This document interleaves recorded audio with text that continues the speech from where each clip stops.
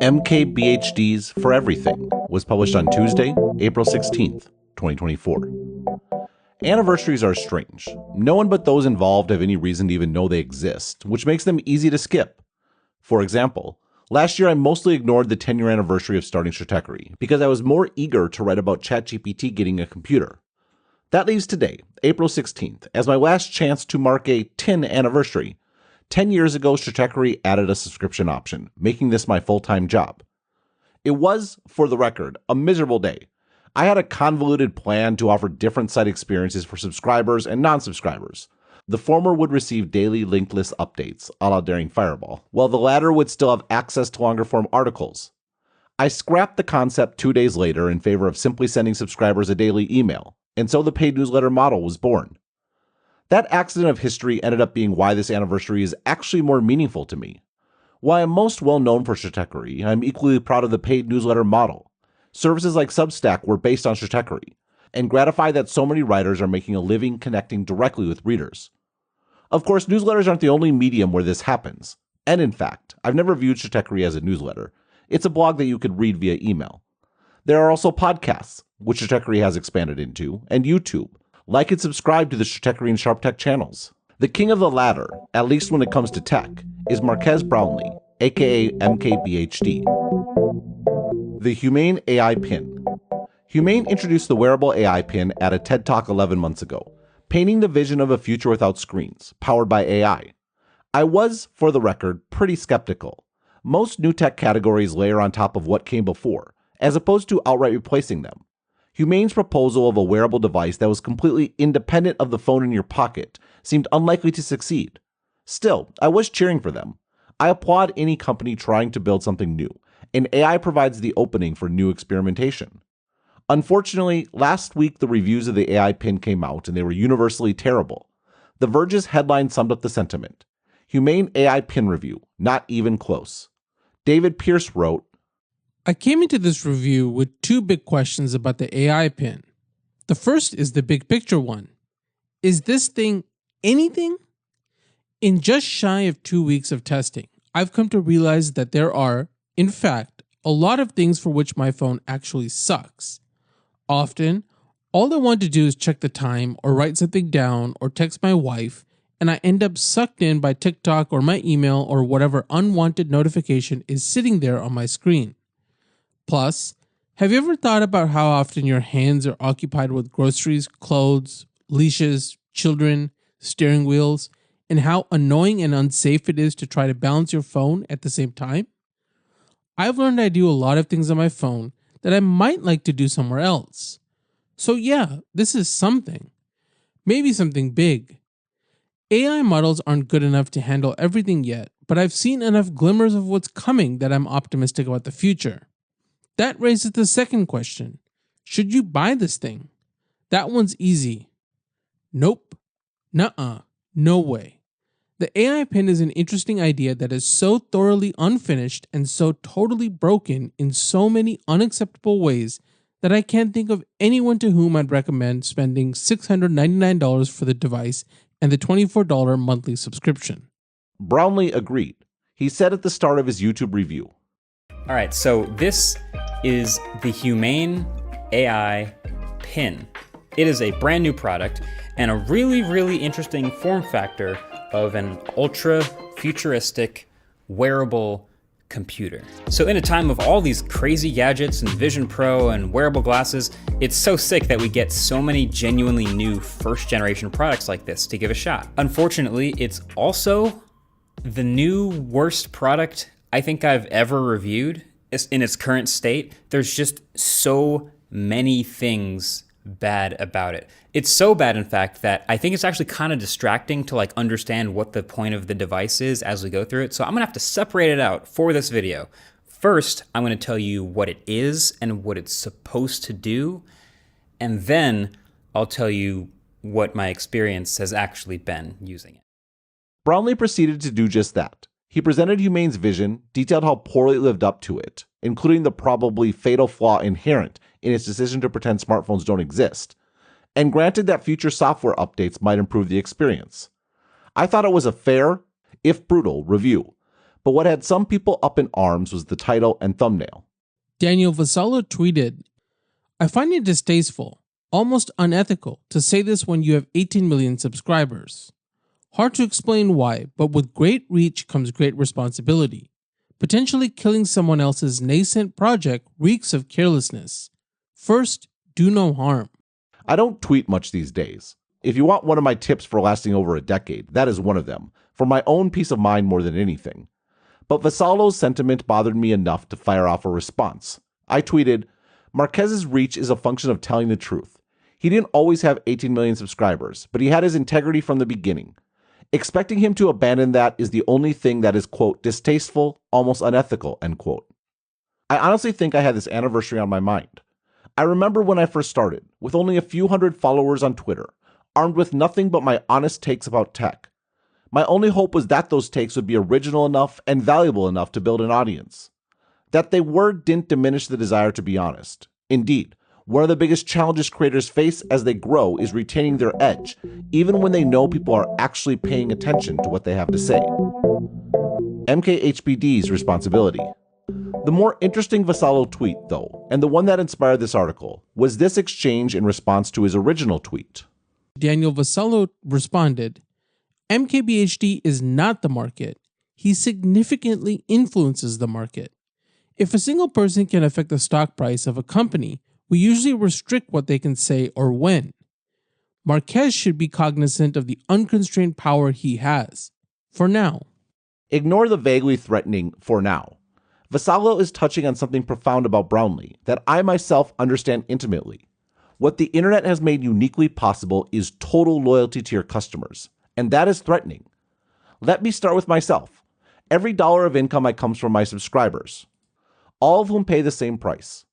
If someone doesn't like what I write, I make it easy to unsubscribe. If they accuse me of writing for favor or illegitimate profit, I'm happy to unsubscribe them myself and refund their money. After all, to use Brownlee's response to Vasallo, "We disagree on what my job is." My job is to make my subscribers happy, and the best way I've found to do that is to stay as true as I can to what I set out to do in the beginning. Write things that are original and valuable. When I succeed, I'm happy, and the numbers take care of themselves. When I publish something I'm not happy with, I have trouble sleeping. When tech companies or investors or anyone else is mad, I am free to not pay them any attention. Brownlee, though, is, to Vasallo's point, something else entirely. 18 million subscribers is an incredible number, even if only 3.5 million people have viewed his Humane video. If Humane's AI Pin wasn't already dead in the water, it's fair to say that @LevelCO is right. MKBHD just delivered the final blow to the Humane Pin. Who, though, is to blame and who benefited? Surely the responsibility for the Humane AI Pin lies with Humane. The people who benefited from Brownlee's honesty were his viewers, the only people to whom Brownlee owes anything.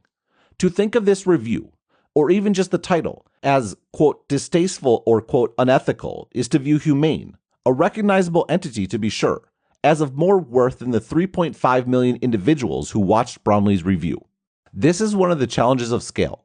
Brownlee has so many viewers that it is almost easier to pretend like they are some unimportant blob.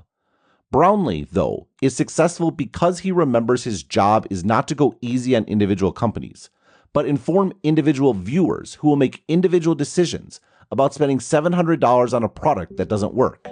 Thanks to the internet, he has absolutely no responsibility or incentive to do anything but. Media and the internet. While Stratechery mostly covers tech, I also spend a lot of time on media. In the early days of Stratechery, this mostly meant newspapers, and my argument was that it was in fact a particularly useful angle on the impact of technology broadly. The fact that newspapers were text meant that they felt the impact of the internet almost immediately, effects that would, as devices became more powerful and ubiquitous, and broadband faster and more reliable, impact everything. And, of course, Stratechery was a written product, so I had a stake in the game. To that end, I wrote a series of articles that run up to April 16th, 2014, laying the groundwork for why I thought my subscription offering would work. The last of these was entitled Newspapers Are Dead, Long Live Journalism, where I wrote, quote, "Remember how the New York Times was started as a means of making money? After the first year, the paper had a circulation of 26,000 in a city of over 500,000, but had incurred upfront capital costs of $50,000 and first-year expenses of $78,000. In 1851 dollars, the modern equivalent would be $1.4 million and $2.2 million respectively. Compare that to this blog, which, by happy coincidence, turns 1 year old tomorrow, making this comparison timely. 538 in the end of average, the first article in this series, has been read by over 30,000 people. Meanwhile, I've spent less than $2,000. More readers, way less money. You may consider the comparison unfair. An entire newsroom putting out a daily edition as compared to a solo blogger posting one article. But the unfairness is the point. No one shared my article because it was from Stratechery, but then again, no one shares an article today just because it's from the New York Times. All that matters is the individual article and its worth to the reader and potential sharer. As a writer, this is amazing. When it comes to reader attention, I'm competing on an equal footing with the New York freaking Times. Unfortunately for the New York Times, when it comes to making money, they're competing with Google and Facebook. Most distressingly, though, when it comes to costs, they're competing with the last 150 years. Everything from printing presses to sales and marketing is dead weight if advertising is not a sustainable model. End quote. The New York Times has, to its immense credit, figured out how to go direct to readers. Most other newspapers have struggled. Cost structures that were predicated on owning printing presses and delivery trucks simply don't make sense in a world where distribution is free. Free distribution, meanwhile, made Stratechery possible. I just needed to write compelling content on my own website. Brownlee, meanwhile, got his free distribution from YouTube. And to the extent you want to complain about his accurate but attention-grabbing headline, the realities of the YouTube algorithm, the one non-viewer incentive Brownlee needs to respond to, looms large. The key point is that he could do everything else on his own, starting with the webcam on his HP Pavilion laptop that he used to record his first video. Today, Brownlee has a top-of-the-line studio and a staff, but the fundamental principle remains. In media, one person can do it all, and build a thriving business that makes everyone from Humane to Apple care deeply about what he or she has to say, far more than they care about any traditional publication. AI and intelligence. I mentioned at the beginning that last year I wrote about ChatGPT gets a computer in lieu of an anniversary post. That article, which was built around OpenAI's announcement of now discontinued ChatGPT plugins, was about the nature of the brain and how large learning models did or did not compare. Quote, computers are deterministic. If circuit X is open, then the proposition represented by X is true. 1 + 1 is always 2. Clicking back on your browser will exit this page. There are, of course, a huge number of abstractions and massive amounts of logic between an individual transistor and any action we might take with a computer, and an effectively infinite number of places for bugs. But the appropriate mental model for a computer is that they do exactly what they are told. Indeed, a bug is not the computer making a mistake, but rather a manifestation of the programmer telling the computer to do the wrong thing. I've already mentioned Bing Chat and ChatGPT. On March 14th, Anthropic released another AI assistant named Claude. Well, the announcement doesn't say so explicitly. I assume the name is in honor of the aforementioned Claude Shannon. This is certainly a noble sentiment. Shannon's contribution to information theory broadly extends far beyond what Dixon laid out above, but it also feels misplaced.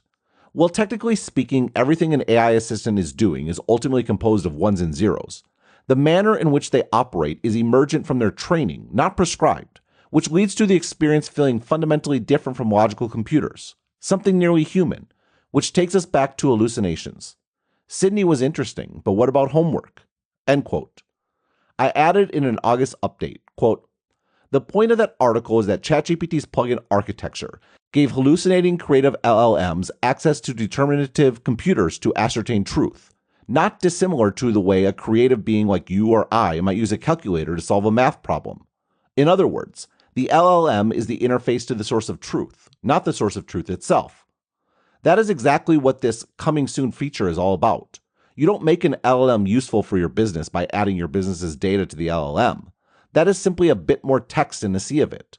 Rather, you leverage the LLM as an interface to computers that deterministically give you the right answer. In this case, those computers will be, quote, connecting the applications you already have, end quote, which sounds to me an awful lot like enterprise-specific plugins, end quote.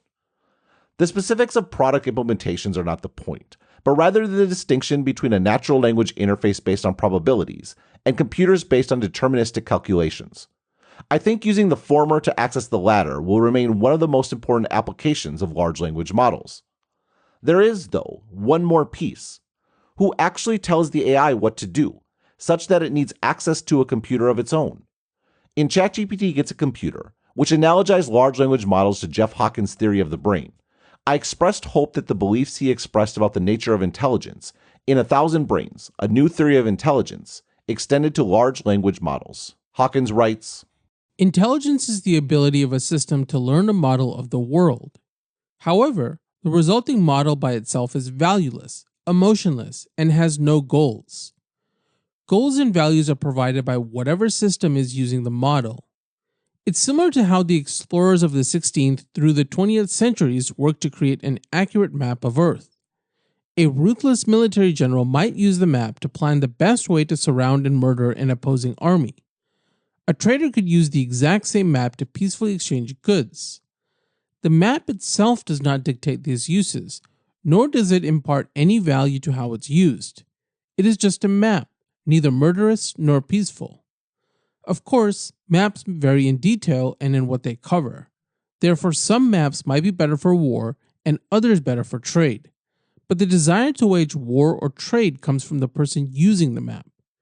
Similarly, the neocortex learns a model of the world, which by itself has no goals or values. The emotions that direct our behaviors are determined by the old brain. If one human's old brain is aggressive, then it will use the model in the neocortex to better execute aggressive behavior. If another person's old brain is benevolent, then it will use the model in the neocortex to better achieve its benevolent goals. As with maps, one person's model of the world might be better suited for a particular set of aims, but the neocortex does not create the goals. To the extent this is an analogy to AI, large language models are intelligent, but they do not have goals or values or drive. They are tools to be used by, well, anyone who is willing and able to take the initiative to use them. AI and the sovereign individual. I don't think either Brownlee or I particularly need AI, or, to put it another way, are overly threatened by it. Yes, ChatGPT would have written several thousand words far more quickly than the hours it took me to write this article, but I am, perhaps foolishly, confident that they would not be original and valuable enough to take away my audience. I think it's the same for Brownlee. The connection between us and AI, though, is precisely the fact that we haven't needed it. The nature of media is such that we could already create text and video on our own, and take advantage of the internet to, at least in the case of Brownlee, deliver finishing blows to $230 million startups. How many industries, though, are not media, and that they still need a team to implement the vision of one person? How many apps or services are there that haven't been built? Not because one person can't imagine them or create them in their mind, but because they haven't had the resources or team or coordination capabilities to actually ship them.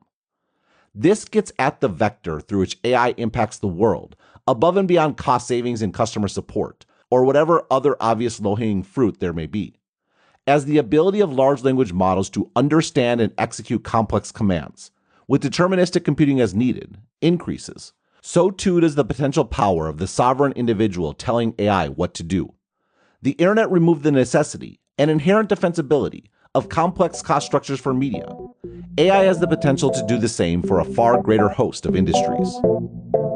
Brownlee's second most popular video is only 2 months old.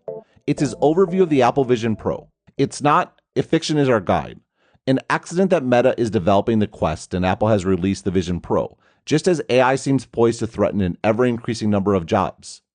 This was the world painted by Pixar's Wall-E.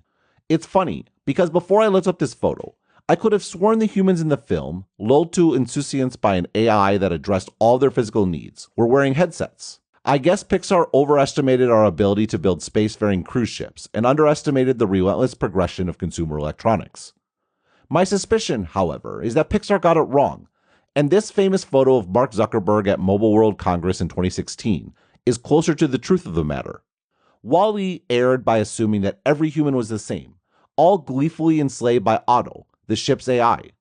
In fact, though, I suspect humanity will be distributed bimodally, with the vast majority of people happily wearing their Vision Pros or watching their streaming service or viewing their TikTok videos, while increasingly sovereign individuals, aided by AI, pilot the ship. That may sound extreme, but again, this is why it is useful to look to media first. Brownlee, one man who started out by reviewing a media center remote on his HP laptop, does in fact hold the fate of entire companies and products in his hand. My bet is not that AI replaces Brownlee, but that AI means Brownlees for everything, not just media. As for me, I plan on documenting it every step of the way, thanks to every person who has supported Stratechery over the last 10 years, and to whom I alone owe accountability and gratitude. For more analysis like this, please like and subscribe and visit stratechery.com and listen to the Sharp Tech podcast. Also check out the Asianometry channel on YouTube to learn more about the technology changing our world.